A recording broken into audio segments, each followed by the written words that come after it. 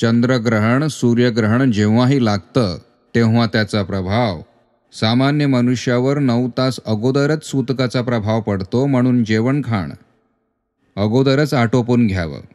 आणि जे वृद्ध आहेत, म्हातारे आहेत, रुग्ण आहेत, बालक आहेत, त्यांनी 4.5 तासांपूर्वीच सूतकाचा प्रभाव मानून नंतर काही खाता कामा नये. हे बोलणं ऐकून न ऐकल्यासारखं केलं तर एक एक घास खाल्ला तर त्यात जितके दाणे तितके किडे खाल्ल्याचं पाप लागतं.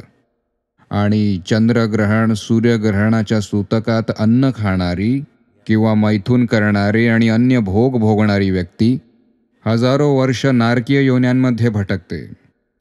परंतु हा जर संयम पाळला तर तिला दिव्य प्रेरणा, दिव्य ज्ञान, दिव्य शांती आणि दिव्य अतिदिव्य परब्रह्म परमात्म्याच्या जिज्ञासेची तृप्ती प्राप्त होऊन मुक्तात्म्यापर्यंतची यात्रा करण्यात सफल होते.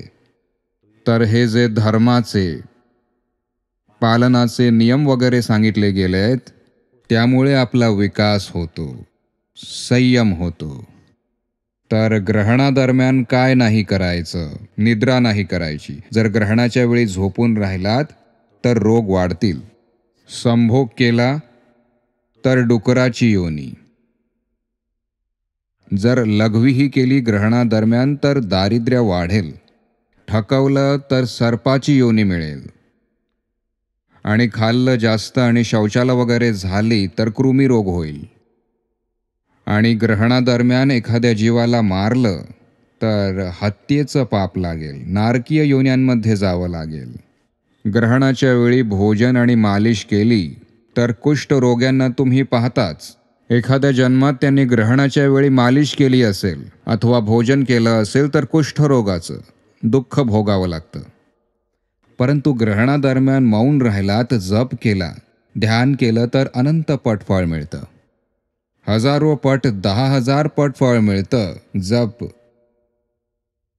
तप ध्यानाचं. ग्रहणादरम्यान हे केलं पाहिजे. त्यात जर ओम नमो नारायणाय 80 माळा जप केल्या पाहिजेत. ओम नमो नारायणाय चंद्रग्रहणात.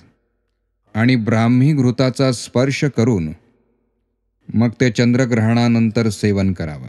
बुद्धीचा विकास होईल, समज वाढू लागेल.